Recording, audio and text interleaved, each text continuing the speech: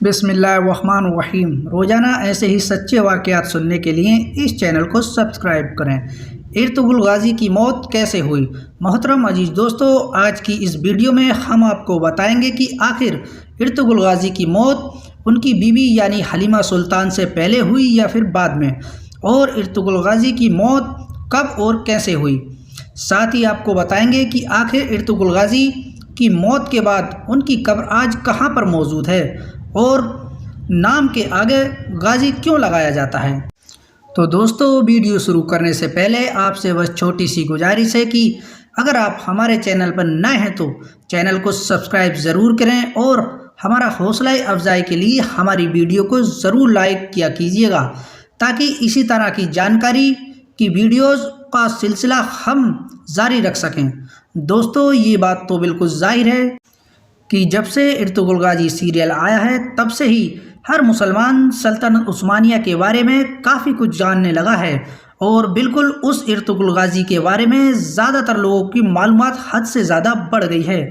اور جو بھی بندہ کچھ نہیں جانتا وہ ہمیشہ جاننے کے لیے بڑا ہی بے چین اور شوقین رہتا ہے۔ لہٰذا انہی تمام چیزوں میں سے ایک اہم بات وہ یہ تھی کہ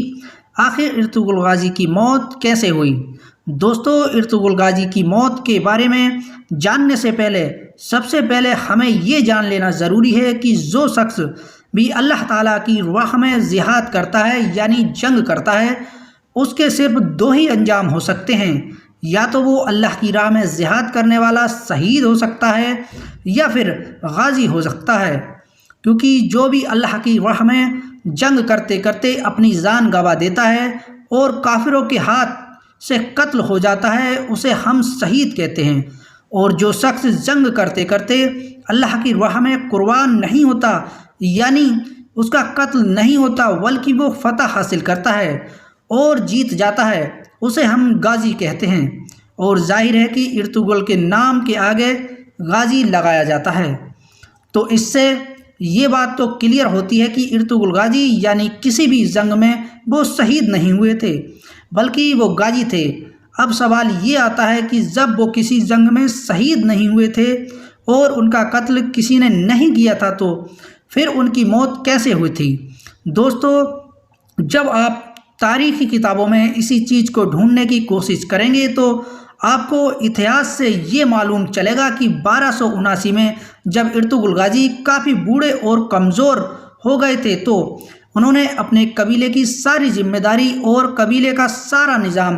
اپنے سب سے چھوٹے بیٹے اور ہوشیار بیٹے عثمان غازی کو دے دیا تھا۔ لہٰذا ارطغرل غازی کی وفات سے پہلے ہی ارطغرل غازی نے اپنے بیٹے عثمان کو اپنا خلیفہ یعنی سردار بنا دیا تھا، اور پھر عثمان غازی کے سردار بننے کے صرف 2 سال کے بعد ارطغرل غازی کی 1281 میں وفات ہو گئی تھی۔ ارطغرل غازی کی وفات ایک عام وفات تھی،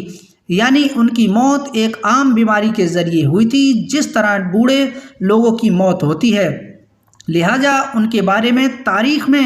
کہیں بھی ایسا کوئی چیز نہیں ملتی کہ انہیں شہید کیا گیا یا انہیں کسی طرح سے قتل کیا گیا، بلکہ ان کو اللہ تعالیٰ کی طرف سے ایک لمبی یعنی دراز عمر عطا ہوئی تھی، اور کافی لمبی زندگی گزارنے کے بعد انہوں نے ایک عام اور معمولی وفات پائی تھی۔ لہٰذا یہ بات صاف ہوتی ہے کہ ان کی وفات ویسے ہی ہوئی تھی جیسے کہ عام طور پر ایک عمر دراز شخص کی ہوتی ہے۔ لہٰذا اب بات کرتے ہیں کہ آخر ان کی قبر کہاں پر ہے۔ ان کی قبر آج ترکی کے شہر میں موجود ہے، اور انہی کے بازو میں ان کی بیوی یعنی حلیمہ خاتون کی بھی قبر موجود ہے۔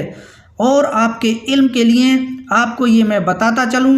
کہ غازی کی بیوی یعنی حلیمہ سلطان کی وفات ارطغرل غازی کی وفات کے تقریباً 1 سال کے بعد ہوئی تھی، لیکن ارطغرل غازی کے سیریل میں دکھایا گیا ہے کہ حلیمہ سلطان کی وفات پہلے ہو جاتی ہے اور ارطغرل غازی کی وفات بعد میں ہوتی ہے، حالانکہ یہ ایک جھوٹ تھا۔ سچائی یہی ہے کہ ارطغرل غازی کی وفات پہلے ہوئی تھی اور ان کی بیوی حلیمہ سلطان کی وفات تقریباً 1 ڈیڑھ سال کے بعد ہوئی تھی۔ لہٰذا آج کی ویڈیو کو یہیں پر ختم کرتے ہیں۔ دوستو ویڈیو اچھی لگی ہو تو ویڈیو کو لائک کریں اور اپنے دوست احباب رشتہ داروں کے ساتھ ضرور شیئر کریں۔ محترم عزیز دوستو اجازت دیجیے، ملتے ہیں نیکسٹ ویڈیو کے ساتھ۔ السلام علیکم ورحمۃ اللہ وبرکاتہ۔